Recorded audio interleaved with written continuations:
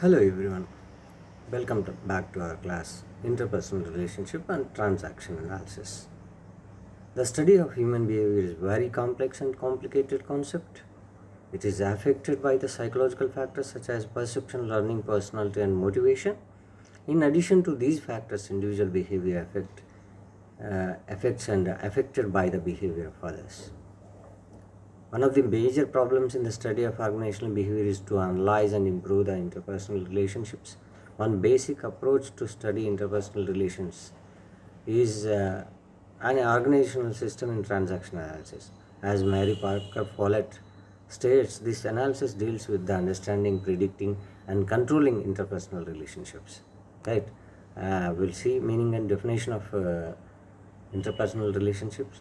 An interpersonal relationship is associated between two or more people that may range from feeling to enduring, right? Fleeting to enduring. This association may be based on inference, love, solidarity, regular business interaction, or some other type of social commitment. Interpersonal relationships are formed in the context of social, cultural, and other influences. This context can vary from family or kinship relationships. They may be regulated by law, custom, or mutual agreement, and are the basis of social groups and society as a whole. A relationship is normally viewed as a connection between individuals, such as society as a whole, right? Uh, Such as a romantic, intimate relationship or a parent-child relationship. Individuals can also have relationship with groups of people, such as the relationship between a pastor and his congregation, and an uncle and with the groups of an uncle and family, or a mayor and a town. Finally, groups or even nations may have relation with each other. When in a healthy relationship, happiness is shown and relationship is now a priority. A strong association between employees working together in same organization is also called interpersonal relationship. Employees must get along with all uh, okay well for a positive and healthy work environment at workplace. An employee spends around 8 hours at his workplace, and it is practically not possible for him to work all alone. He needs co-employees to talk and discuss various issues at workplace. It is a common fact that the productivity increases manifold when employees work together in groups as compared to an individual employee working alone. Right? Interpersonal relationship at workplace is nothing but close relationship between two employees working at the same place. Right? Interpersonal relationships require good effort from the employees to nurture and maintain. Right? What is also there? Healthy interpersonal relationship gives an employee the most joy and success. A dictionary of human resources and personal management defines interpersonal relations as relations, communications, and dealing with people. Right? According to Topol, there are three main types of interpersonal relations at work.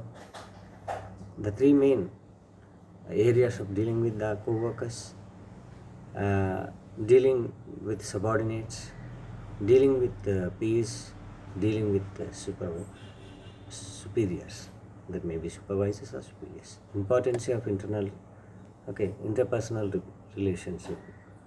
Uh,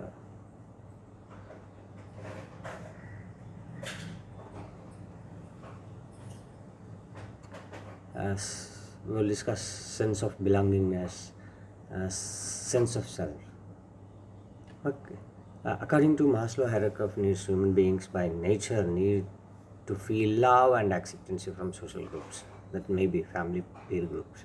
In fact, the need to belong is so innately ingrained that it may for white and physiological and safety needs. Need to belong is the main reason when the people continue to stay in abusive relationships. Right? Sense of self is also another reveals the importance of interpersonal relationships. Relationships are also important for their ability to help individuals develop a sense of self. A person's emotions and behavior are shaped by the prior relationship. The relationship itself is the part of an individual's self-concept that consists of the feelings and beliefs that one has regard oneself, that develop based on interactions with others. Now we'll see the factors affecting interpersonal relationships. One is rapport. Rapport is good when employees feel comfortable at ease with the other employees. This can be automatic or it could take time to develop, right? And another is empathy. It refers to the ability to see the environment through the eyes of co-employee, right? Understanding his feelings and actions. Empathy is foundation of good two-way communications, right? And trust, it means that an employee can depend on his co-employees. When the employee trusts co-employees, then he expects acceptable and support from him. They certainly will expect acceptance and support from them. Right? Compatibility. Two employees to have a healthy interpersonal relationship must be compatible with each other. There should be no scope of conflict and misunderstanding in interpersonal relationship. It is easier to have a healthy interpersonal relationship between employees from similar background and similar goals. Employees with different aims, attitudes, thought process find it difficult to adjust, okay, and hence they fail to have a healthy interpersonal relationship. Communication is another factor affecting IR. Is communication plays a pivotal role in the health and effective interpersonal relationships. Feelings must be expressed and reciprocated in relationships. Employees need to communicate with each other effectively for better understanding. Lack of communication can lead to problem and misunderstanding, right? Staying in touch is essential for relationship to grow. Effective communication helps in a better bonding. Sitting with co-employees and discussing different issues face to face helps in reaching mutually acceptable solutions. Everyone needs it. The recipient must be understand, okay, the recipient must understand what the sender intends to communicate and vice versa. Clarity of thoughts is essential in relationships. Another important factor that affects the IR is respect. It involves accepting and appreciating the co-employees. Okay, mutual expectations. What are mutual expectations? There are some, okay, there are seen some relationships grow. Employee with healthy interpersonal relationship must have the same mutual expectations. The relationship must heads towards the same purpose of goals for both the employees. Flexibility. Good interpersonal relationships are flexible and can adapt to change. Circumstances change and employees cannot always carry through on plans they have made together. Right? Another factor is honesty. Honesty is very important for the health and long-lasting interpersonal relationships. Dishonest leads to distrust, which affects the efficiency of the worker. Transparency is important in relationship. Staying calm, overreacting on any issue disrupts a healthy relationship. It is necessary to stay calm. It is better to a little more adjusting. Saying sorry helps in development of interpersonal relationship. It solves several issues. Forgiving. Employees need to be a little more forgiving for having healthy interpersonal relationship. Any issues between the employees need not be dragged unnecessarily. Fighting over small issues is foolish and make the situation all the more worse. Okay, right, and smile. Smile is another. Smile creates situation which helps solving many issues. A flash of smile can help an employee is coming out from awkward situation. Hence, during interaction with co-employees, smile can be a good tool for having a positive interpersonal relationship. Time. Every relationship needs time and effort to grow. Time plays an important role in relationships. Employees need to spend adequate time to know each other better. Employees must spend quality time with their co-employees to strengthen the bond amongst themselves. This helps in having a healthy and effective interpersonal relationship. Right, now we'll see stages in interpersonal behavior. Interpersonal relationships are dynamic systems that change continuously during their existence. Like living organisms, relationships having a beginning, a lifespan, and an end. They grow, they grow and improve gradually as people get know each other and become closer emotionally, or they gradually deteriorate as people drift apart, move on with their lives, and form new relationships with others. According to famous psychologist George Livinger, every relationship goes through 5 stages. One is acquainted stage. Acquaintance refers to know each other. Okay, the start relationship, individuals need to know each other well. Two individuals might meet at some place and instantly hit off. People feel attracted to each other and decide to enter into a relationship. Common friends, social gatherings, same organizations also help people meet, break the ice. Okay, get acquainted with each other and start a relationship. Another is build up stage. This is the stage when the relationship actually grows. Individuals are no longer strangers and start trusting each other. Individuals must be compatible with each other. For the relationship to continue for a long period of time, individuals with similar interests and background tend to gel with each other more as compared to individuals from diverse backgrounds, and different objectives, right? And continuous stage, if you see, this is the stage when relationship blossoms into lasting commitments. It is when people, after knowing each other well, decided to be in each other's company and tie the knot. Trust and transparency is essential for the charm to stay in relationship forever. Deterioration stage. Not all relationships pass through this stage. Lack of compatibility, trust, love, care often lead to misunderstanding and serious troubles in relationship. Individuals sometimes find it extremely difficult to adjust with each other and eventually decide to break their relationship to an end. Compromise is an integral part of every relationship. Individuals failing to compromise with each other find it difficult to take the relationship to the next level, right? And fifth one is the termination stage. The fifth and the last stage is the end of the relationship. Relationship terminates due to any of the reason, that may be death of any one partner or divorce, separation. These may be responsible for the termination of this stage. An ideal relationship result in lasting commitment and marriages, whereas there are some relationships which do start on a positive note but end abruptly. As per Knapp's model, there are 10 stages were postulated here. We'll see what are there.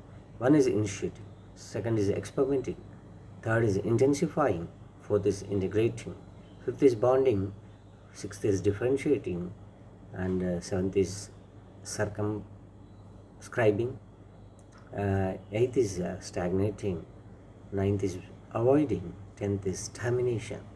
The coming together phase. First is the coming together phase, right? And these stations can be grouped into 3. What the Knapp model gave.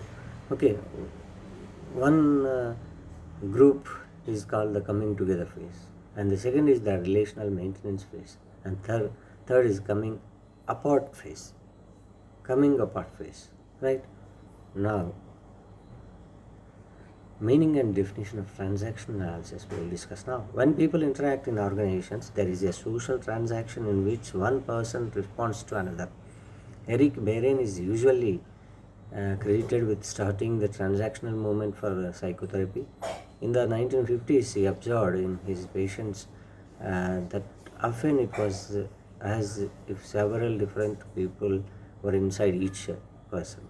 The person observed that these various selves transmitted with people in different way, right?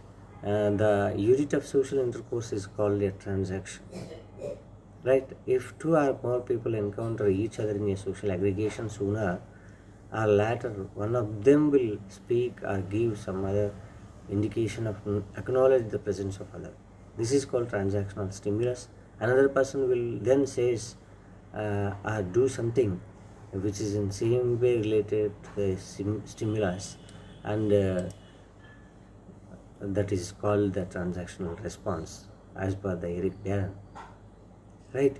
And transactional analysis TA is a technique used to help people better understanding their own and others behavior, especially in interpersonal relationships, right?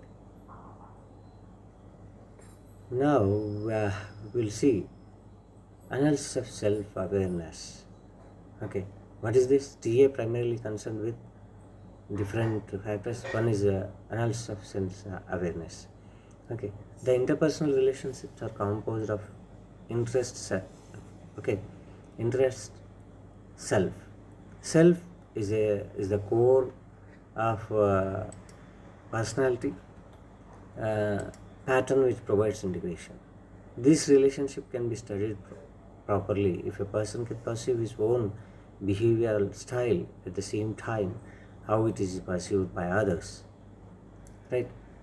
Self-awareness is a cognitive concept. It describes the self in terms of image, both conscious and unconscious. Joseph Love and Harrington Hingham have developed a diagram to look at one's personality, including behaviors and attitudes that can be known and unknowns to self and known and unknown to others. The name of diagram is called a Jowry window. If you see at the slide, you will find that. Okay, Jowry window comprises of 4 quadrants is shown in the following diagram. I have you studied in your business. Okay, statistics. When you plot a graph, you will consider 4 quadrants amount. Same, this is also as like that. Our first quadrant is that is located left side of the first, okay, upper corner. We call it as open. Information known to others, information known to self. That, okay, that is the first quadrant. Second quadrant is, okay, right side upper corner. Information not known to self but information known to others. That grid is called as, we call it as blind. Okay, if third quadrant is located in the lower left corner, that is what we call it is hidden. In this, information not known to others but information known to self. And the last, okay, lower corner, that is located to the right side, information not known to others, information not known to self. That's what we call it as, according to Jowry window, unknown, right? And the second is blind self. Okay, as we have already discussed, blind self, Jowry window, hidden self, blind self. Okay, and now we move on to principles of change in awareness. The awareness about self keeps on changing continuously. As the awareness changes, the quadrant to which the psychological state is assigned to changes. Any change, okay, we will see what are the principles. There are 11 principles according to Zhang Ward. Okay, we will see those principles. Any change in the quadrant will affect other quadrant also is the first principle. It takes energy to hide, deny, or blind, okay, to behavior which is involved in interaction. And third, threat tends to decrease awareness, whereas mutual trust tends to increase awareness. Forced awareness is undesirable and usually ineffective. And fifth is interpersonal drilling means that change has taken place so that one quadrant is larger and any one of other quadrant has grown smaller. Working with others is facilitated by a large enough area of free activity. It means more of the resources and skill of the person involved can be applied to the task at the hand. And the seventh is the smaller the first quadrant, poor will be the communication. And eighth is there is universal curiosity, poor will be the communication. Okay, universal curiosity about hidden area, but this is held in check by custom, social training, and diverse areas. Ninth is sensitive means appreciating the convert aspects of behavior in quadrant 2, 3, and 4, and respecting the desire of others to keep them so. Learning, 10th is learning about group processes as they are being experienced helps to increase awareness, that is enlarging quadrant for group as well as whole, okay, as a whole as well as for individual members. Last and 11th one is the value system of group and its members may be observed in way the group deals with unknown in the life of other group and oneself. Now, the analysis of ego states. Okay, ego plays an important role in the behavior, in human behavior. An ego state is a pattern of behavior that the person develops as he or she grows based on his or her accumulated network of feelings and experiences. People interact with each other in terms of psychological positions or behavioral patterns known as ego states. Ego states are persons' way of thinking, feeling, and behaving at any time. Right? Sigmund Freud was the first to believe that there are three sources within human personality that stimulate, monitor, and control behavior. TA uses Freudian psychology analytical theory as background for identifying three important ego states: child, adult, and parent. The three ego states have nothing to do with the chronological age of the person, they are related only with the psychological age. A person of any age can have these states in varying degrees. Okay, that is parent, adult, child.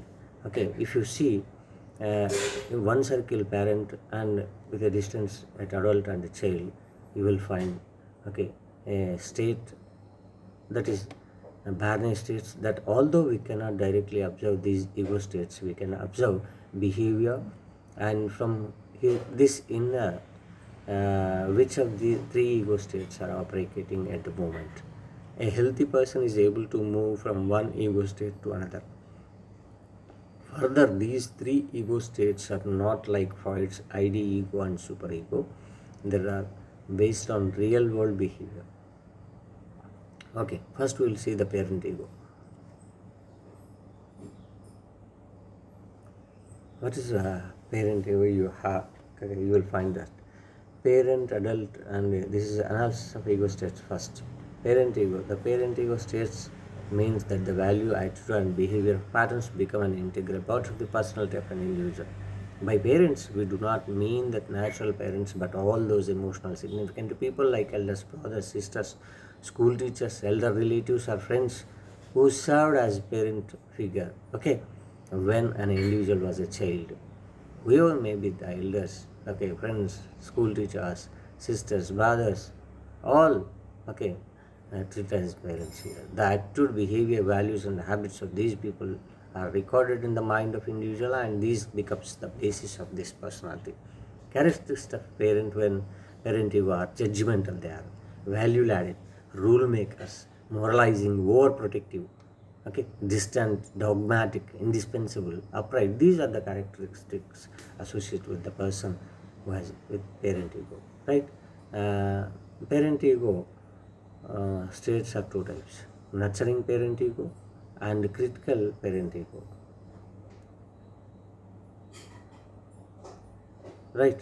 And adult ego. When you observe nurturing parent ego, I'll okay explain. Nurturing parent ego states reflect sympathetic, protective, and nurturing behavior not only towards children but also to the other people in interaction, right? Critical parent ego. Critical parent ego states shows critical and evaluative behavior in interaction with others. This ego states attacks okay people's personalities as well as their behavior. They are always ready to respond with should or ought to more almost anything people tell them. Each individual has his unique, okay, unequal parent ego state, which is likely to be mixture of helpfulness and hurtfulness. Right now, complementary transactions we will discuss. Analysis of transactions are of different types, complementary. And before going this, we need to go with the adult ego also.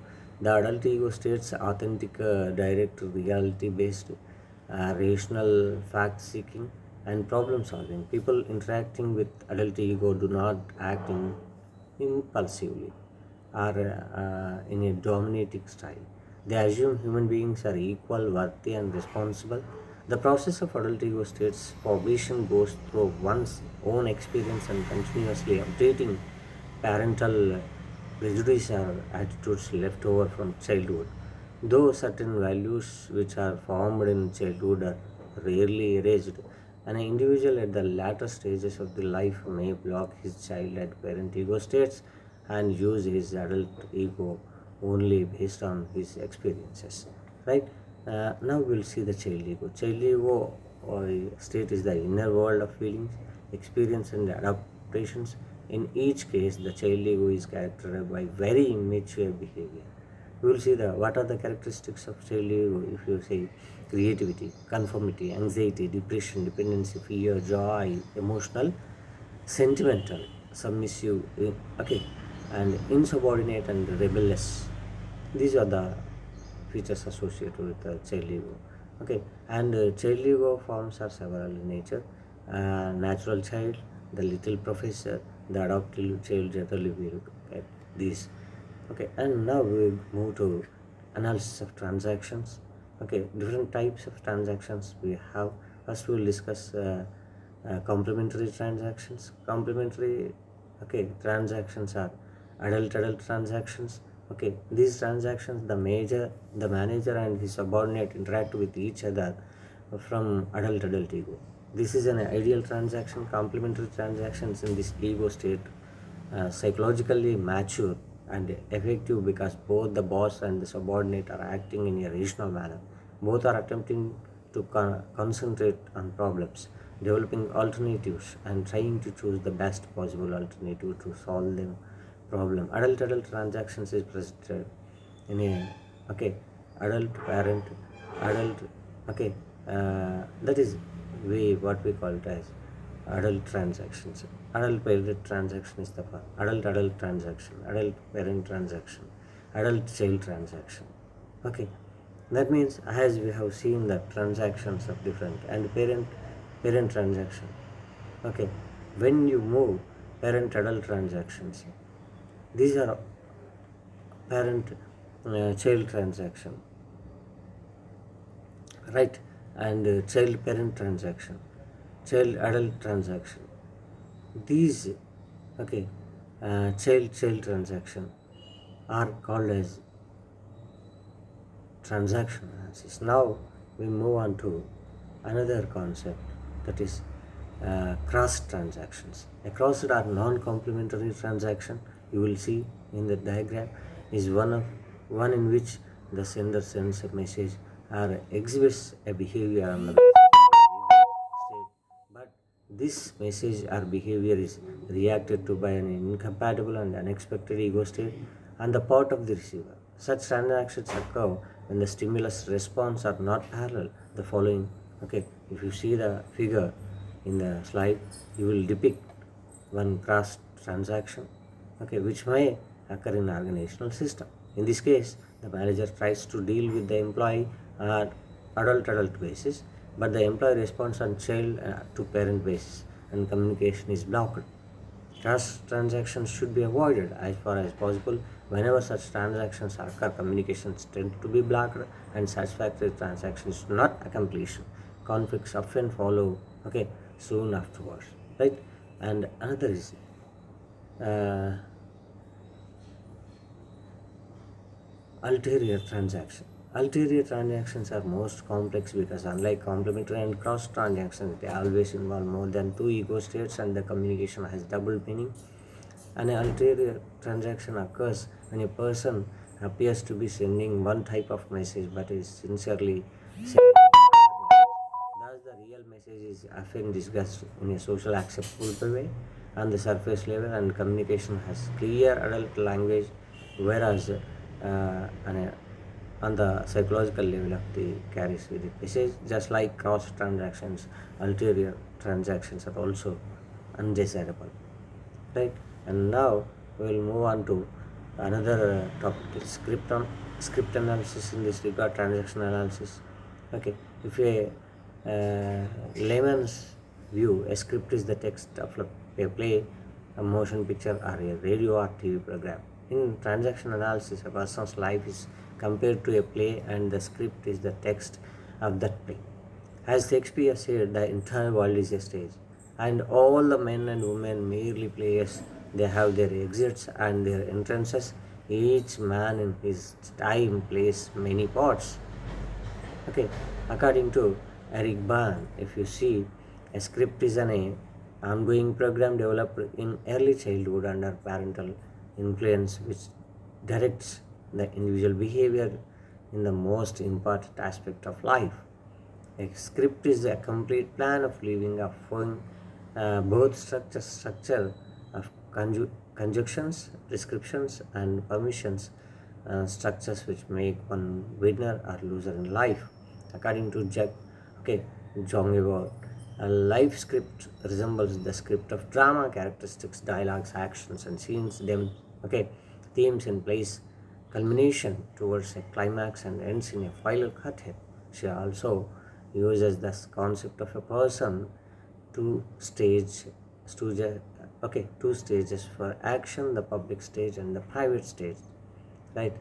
uh, we'll see analysis of life positions.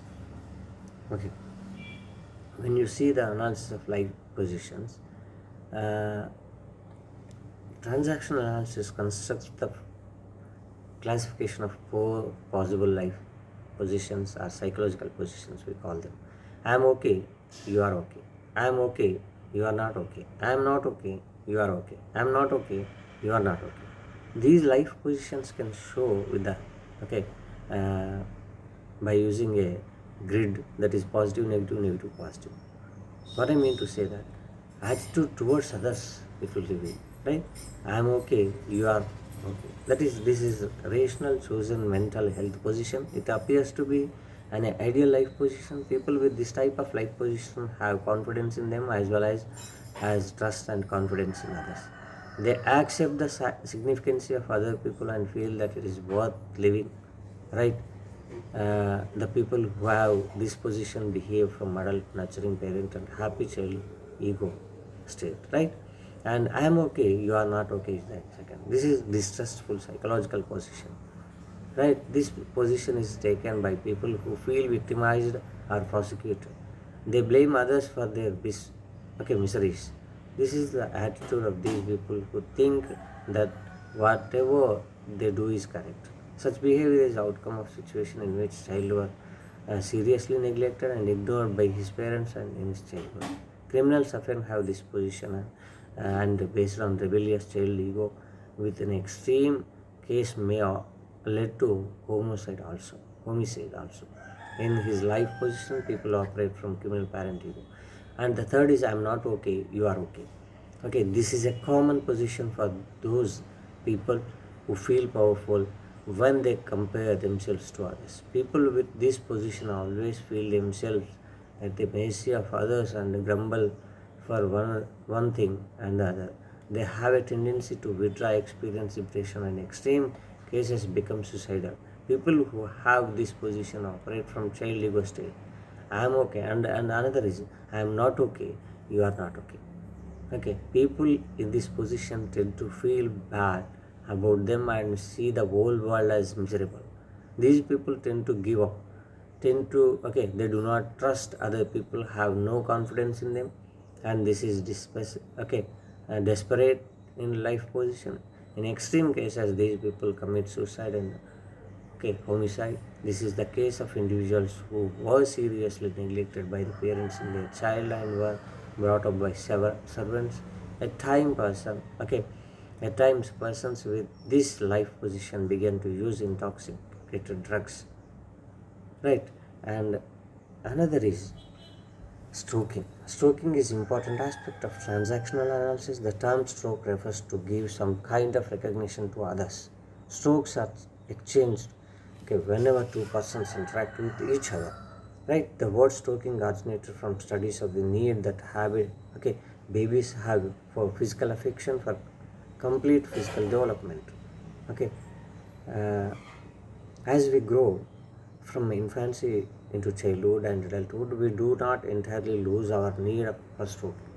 A part of original need for physical stroking seems to be satisfied with symbolic stroking, like verbal recognition and eye contact between persons. Okay, John Gavard and Sears observed that people need strokes for their sense of survival and well-being on the job. Okay, lack of stroking can have negative consequences both on physiological and psychological well-being of persons, right? And these may be different. Okay, positive strokes uh, will have three types of strokes and positive strokes. The strokes make one feel good in positive stroke. Okay, and negative strokes. Yes, positive stroke. Okay, recognition, approval, pats on the back are some of the examples of positive strokes. For positive results on the job, it is crucial to give positive strokes to people. Okay, and negative strokes, a stroke that may, okay, feel bad, okay, makes one feel bad and not good with a negative stroke. Negative strokes hurt physically and psychologically. Hurting, criticized and scolding are some of the examples of negative strokes. Mixed strokes, a stroke may be of a mixed type also. An example of a combination of positive and negative strokes may be the boss comment to your work, you didn't you did an excellent job in spite of your limited experience. Excellent job is a positive stroke and lack of experience is a negative stroke. People do not always seek positive strokes. The negative strokes completes a social transaction as think it should be and provided social equilibrium from their point of view. People feel relieved of their guilt if they get the expected negative strokes, right? And now we'll see the game analysis, right? Game analysis. When people fail to get enough strokes at work, they may try to a variety of things. One of the most important thing is that they play psychological games according to Eric Barney. A game is a recurring set of transactions, often repetition, superficially plausible, with concealed motivation or more, okay, colloquially, a series of moves with a share of gimmick. James and Janguar note that games prevent honest, intimate, open relationship between players. Yet people play them because they fill up time, provoke attention, reinforce early opinion about self and others, and fulfill a sense of destiny. Psychological game is a set of transactions with three characters. The transactions tend to be repeated. They make sense on superficial or social level. And third is one or more of the transaction is ulterior, right? The set of transaction end with a predictable payoff, negative feeling. This negative feeling generally reinforces decision made in childhood about oneself or about others, right? And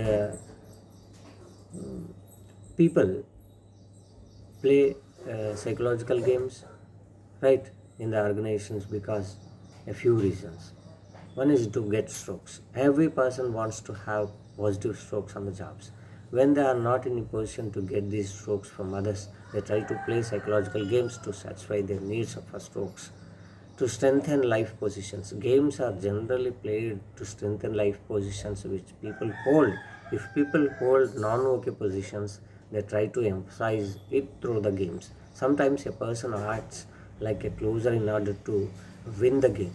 For example, if in a game of kick me, a player provokes someone else to put down response, right? To avoid or control intimacy, some people are afraid of openness, accountability, and responsibility in relationships. Such people generally play games to avoid or control intimacy because games generally put distance between people, right? And benefits of utility of transaction analysis are one is improved personal communication. Okay, with the help of TA, people can understand their own personalities and it can help them to understand why people sometimes respond as they do. With the help of TA, a manager can understand when a cross communication occurs and he can immediately take steps to convert into a complementary communication, right? And sources of psychic energy. The purpose of TA is to bring positive approach towards life and hence positive actions. A clear change can be brought from the negative feelings to positive feelings. Such a change from negative attitude to positive attitude is a source of psychic energy. Thus, the application of TA can enhance the trust and credibility felt towards an organization, which are essential for good employee relations. And third is understanding the ego states. With the help of TA, managers will be able to identify the ego states from which both parties are interacting. A better understanding of themselves and of other people will make them comfortable, confident, and effective. And the another is motivation. TA helps in changing the managerial styles are more suitable to the emergent situation. TA can be applied very successfully in motivations where it is will help in satisfying minutes throughout complementary transactions and positive strokes. Okay. If the manager emphasizes adult interaction with life positions, I am okay, you are okay, it will be motivating for employees and beneficial to the organization as a whole. And lastly, organizational development. TA can help in organizational development. Changewar has identified the role of TA in 6 areas of organizational development. One is to maintain adult transaction, and the other is to give an okay to the natural child, and third is to identify untangle quickly cross transactions, and fourth is to minimize distract game playing, fifth is to minimize encounters, sixth is to develop supportive system policies and work environment. TA is used in business and industry as a way to increase the capability of executives to cope with problems and deal more sensible with people. Besides the major area, TA can be utilized anywhere the people come to interact. To conclude, we can say that research on TA has to be continuous and actions oriented. There are many areas in organizational behavior which are yet to be explored.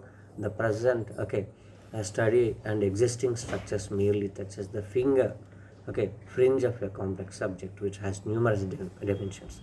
Professional expertise and academic scientific skills are needed to explore uh, this transaction analysis subject further. With this, I'll conclude and see you again. Bye.